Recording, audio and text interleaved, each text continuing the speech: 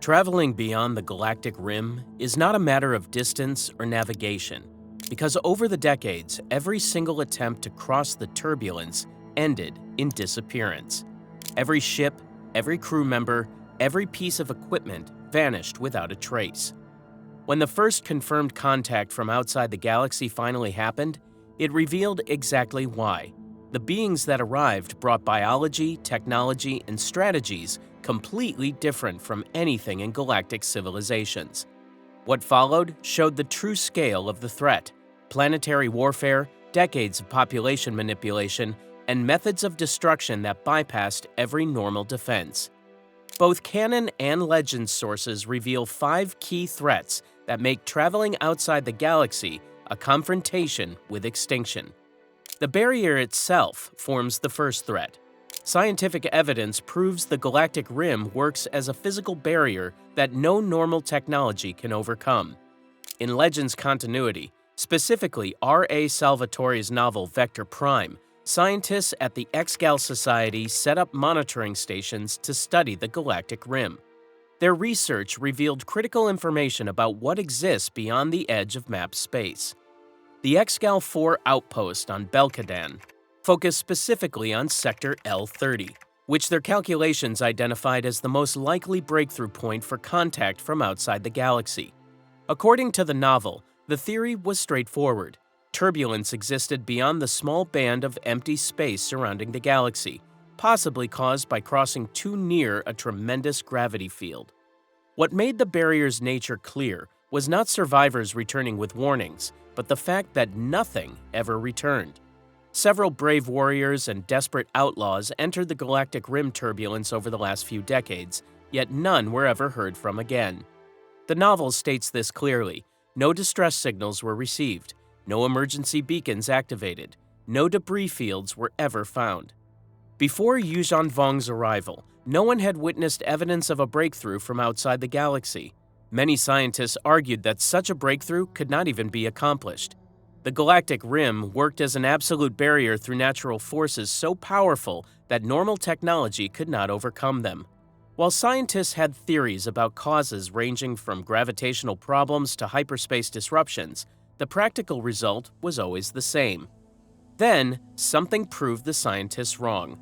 The outpost detected the breakthrough on their monitoring equipment. 3 enormous worldships, each 10 kilometers across, made entirely of living coral, pushed through the turbulence at Vector Prime, where countless explorers had vanished. The novel describes these vessels as massive living constructs powered by creatures called Dovan basils, organisms capable of locking onto specific gravity fields across millions of kilometers. Within days of detection, all 15 Mnggal 4 scientists were killed before transmitting a single warning. Yeoman Carr, a Yuuzhan Vong spy embedded in the outpost for years, released a biological weapon called a molecular plague. Within hours, the weapon transformed Belkadan's atmosphere into toxic yellow-green clouds. Meanwhile, the freighter was sabotaged beyond repair. Communications were severed before any distress signal could be sent. One scientist, Jerem Kadmir, received what the Yuuzhan Vong considered an honorable death when Yeoman Carr broke his neck rather than letting him suffer through the plague. Beyond the immediate casualties, the planet itself began changing, its entire ecosystem systematically rewritten to support Yorick coral growth. This was humanity's first confirmed contact from outside the galaxy, resulting in total destruction. What crosses that barrier forms the second threat. Invasions from outside the galaxy bring threats that evolved in complete isolation from galactic civilization. The Yuuzhan Vong invasion proves the scale of this danger. The novel reveals extensive details about what crossed the void between galaxies, why their biology and culture represented something beyond any threat the galaxy had previously encountered. The Yuuzhan Vong came from a different galaxy entirely. Their homeworld, Yuuzhan Tar, was destroyed in religious warfare that tore their civilization apart. As a result, the survivors spent generations traveling through the darkness between galaxies in massive worldships, a journey lasting centuries through the void between galaxies. During this time, they had to survive with no sunlight, no planets, no resources except what they carried. To survive, their solution was to make everything alive. Every piece of their technology was biological rather than mechanical, grown and shaped for specific purposes rather than built from metal and circuits. Physically, Yuuzhan Vong's observations reveal they averaged a dozen centimeters taller than humans, quite a bit heavier, with significantly less body hair. But it was their culture that truly set them apart. They valued ritual scarring and body modification as marks of devotion, with intentional disfigurement indicating rank and spiritual progress.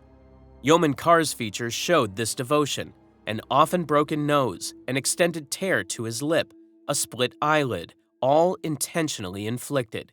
These remarkable tattoos and intentional disfigurements served as markers of rank within the warrior caste, with nearly complete tattoo coverage indicating the highest positions. This cultural emphasis on biological modification extended to their technology, which showed sophistication that mechanical engineering could not match. For example, the Uglith masker showed this approach, embedding thousands of tiny tendrils in the wearer's pores to create a complete human disguise. The removal caused intense agony. Similarly, a nullith attached to the face with pincers, while a central tendril snaked down the throat to provide oxygen. Amphistaffs worked as adaptive weapons, serpents that could harden to stone consistency or become flexible whips depending on need. Even their vessels reflected this philosophy. Coral skippers could refuel by eating rocks, while Vondun crabshell armor was grown rather than forged. But the true strategic advantage came from a different creation. The Yamask served as a telepathic war coordinator capable of breaking minds as easily as it coordinated armies. The novel, Vector Prime, describes this creature in extensive detail. It resembled their god of war, Unyamka the Slayer, with a gigantic brain-like bulk featuring a single huge eye, a puckered maw, many tentacles extending from that bulk. The Yamask stationed at Helska 4 was so massive that its bulbous portion rested in deep water beneath the ice, while tentacles stretched 100 kilometers long throughout the underwater base.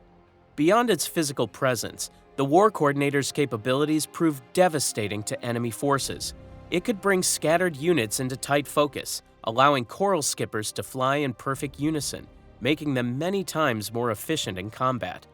This common bond extended to all Yuuzhan Vong warriors, working as a telepathic network that coordinated entire armies across vast distances.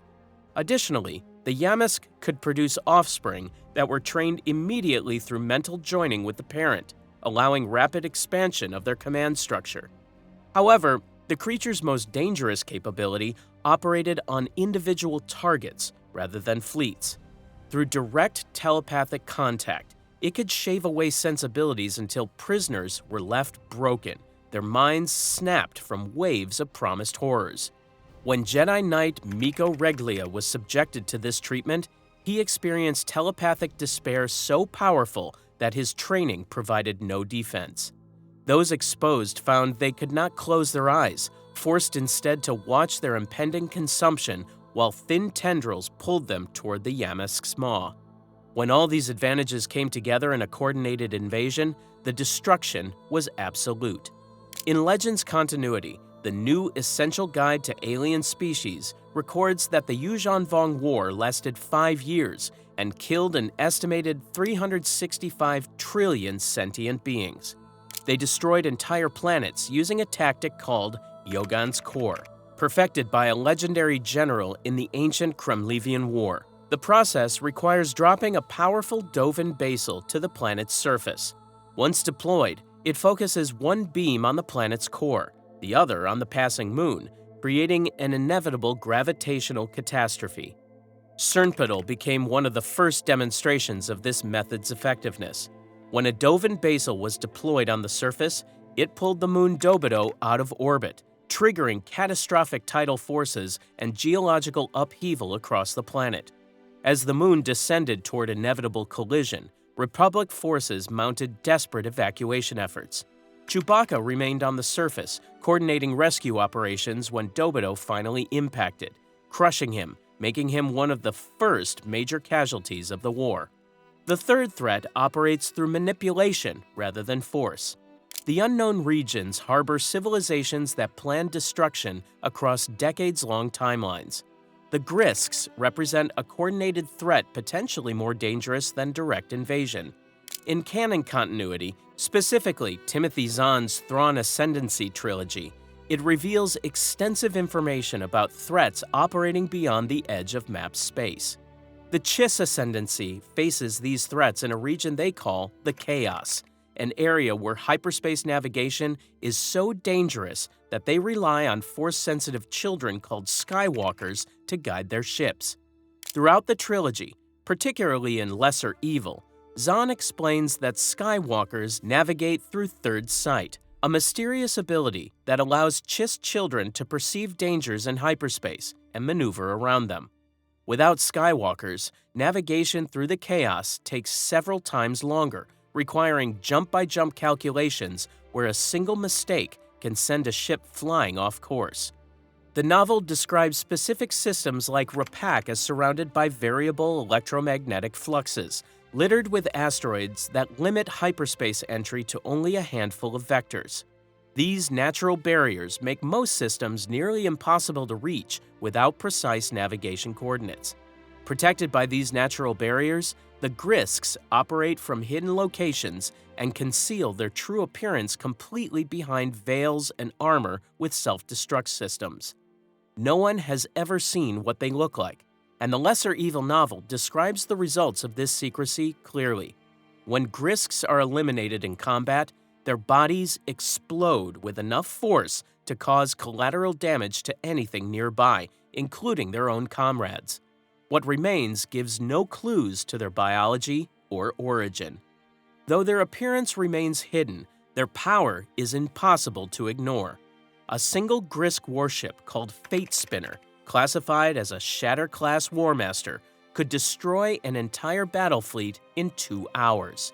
This level of military superiority forces even powerful species to serve the Grysks rather than resist them.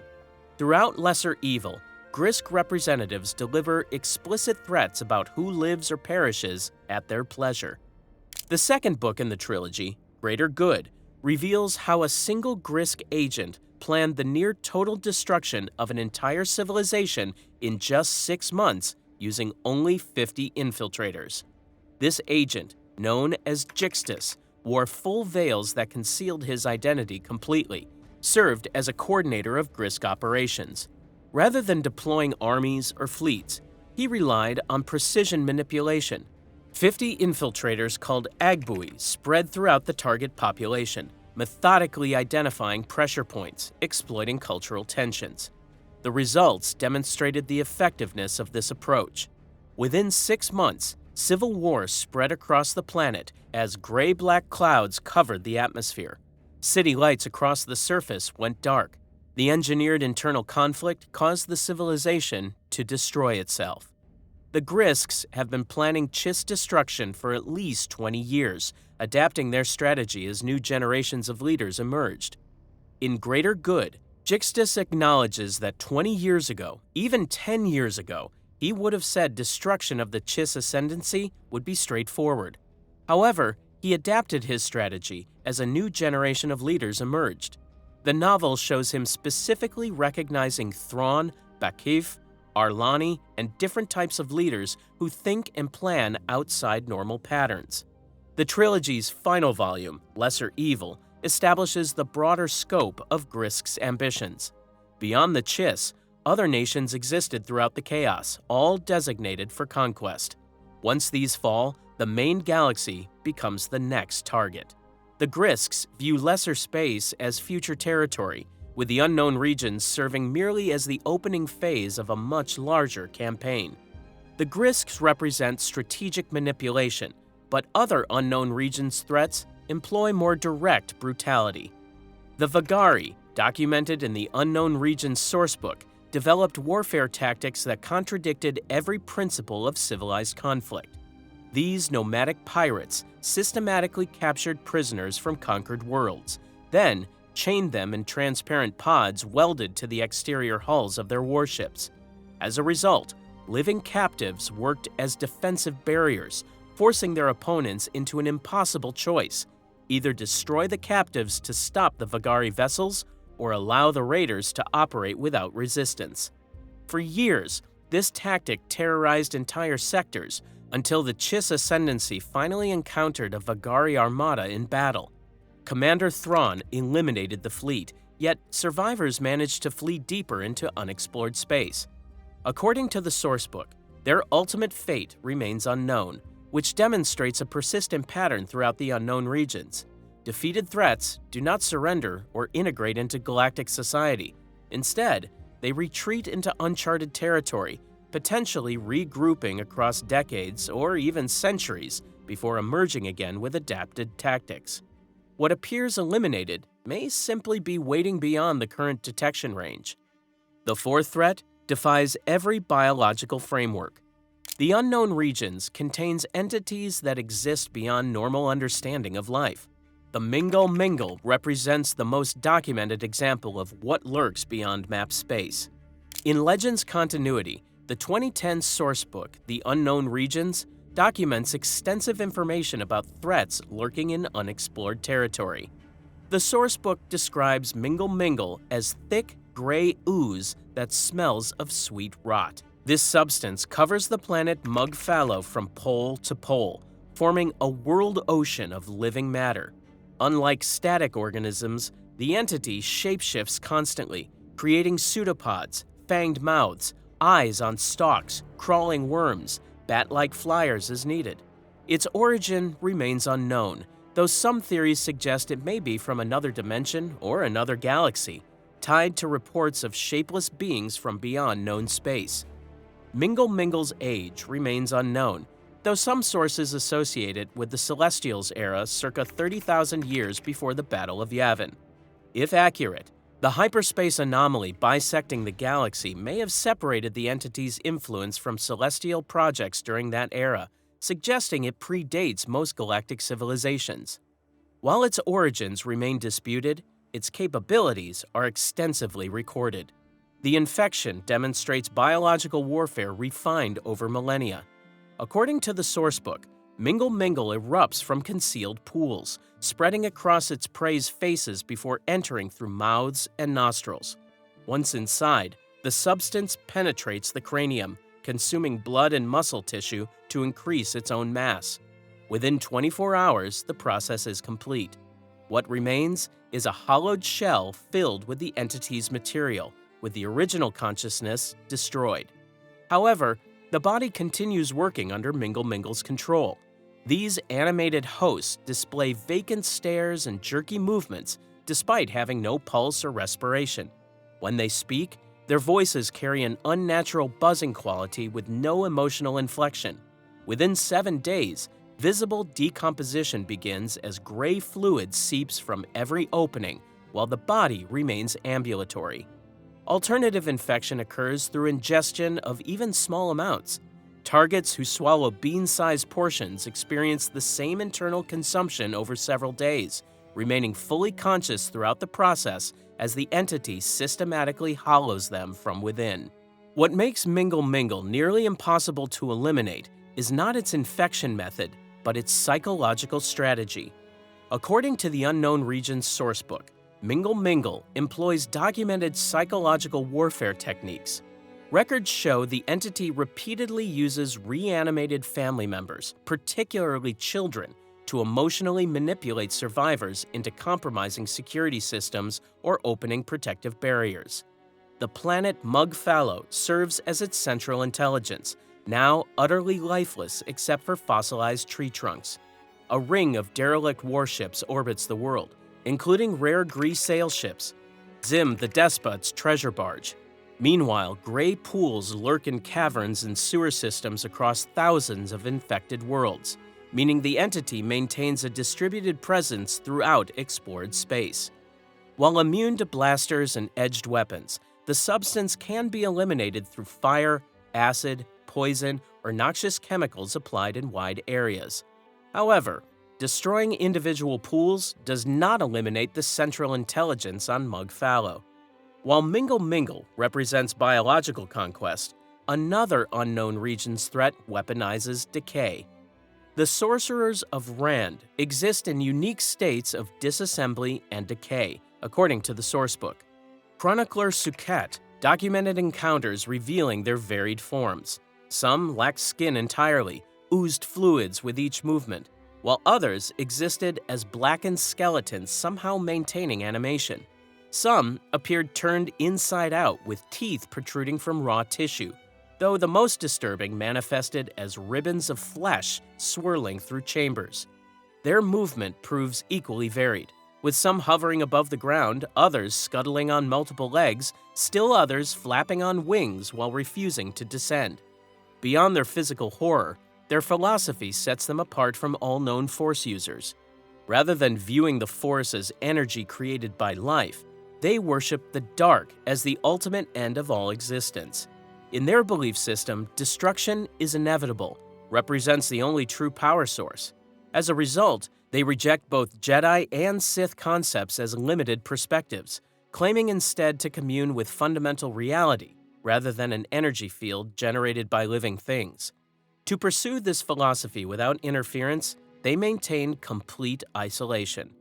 Their base of operations lies deep in the unknown regions within the Perrin Nebula, protected by 12 outpost worlds, accessible only with specific coordinates or Force user guidance. Their belief in inevitable destruction manifests through specific abilities. These powers manipulate decay and death in ways no other Force users have achieved.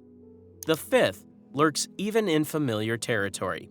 Extreme dangers exist in relatively well-mapped regions of space, proving that cosmic hazards are not limited to invasion from outside the galaxy or unknown regions exploration. In canon continuity, specifically the 2018 novelization Solo: A Star Wars Story Expanded Edition by Mur Lafferty, the Kessel region demonstrates that naturally occurring hazards and space-dwelling predators can be as deadly as any alien invasion. The Akkadi's Maelstrom near Kessel combines every imaginable spaceflight hazard into a single region. The novelization describes it as ionized gas and debris swirling around a massive gravity well, with temporal distortion making it impossible to plot a direct course through. According to the droid navigator L337, ships that enter the Maelstrom do not return. Inside exist carbon bergs the size of planets, colliding with each other within massive electrical storms that render standard sensors useless. The standard Kessel run requires over 20 parsecs to navigate around the Maelstrom, but Han Solo completed it in under 12 parsecs by cutting directly through.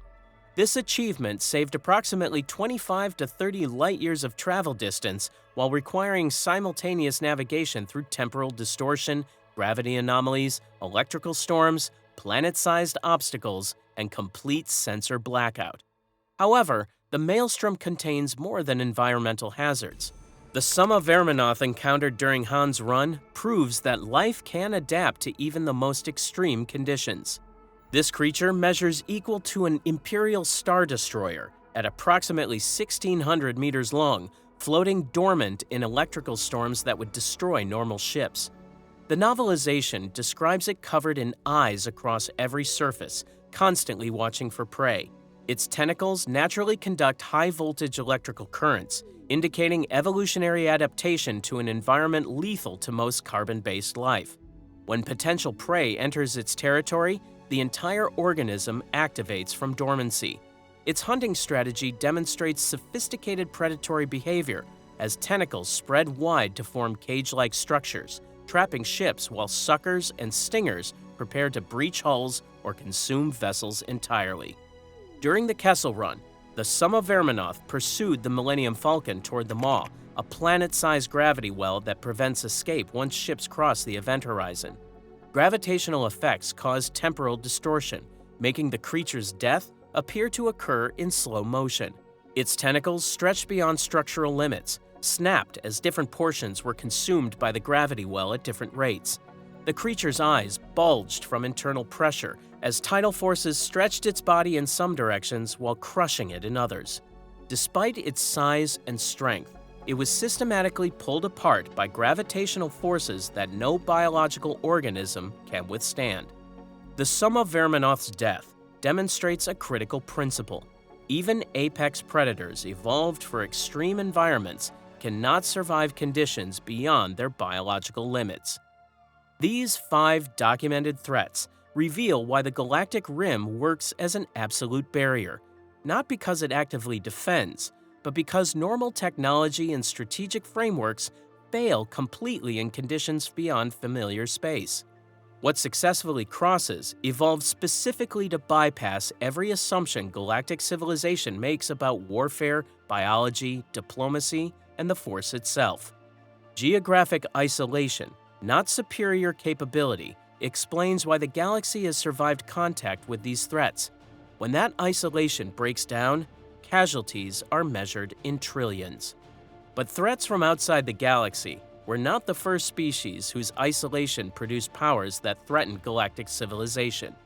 In Legends continuity, tens of thousands of years earlier, the Sith species existed in complete isolation within the Stygian caldera before Dark Jedi exiles discovered them around 6900 BBY.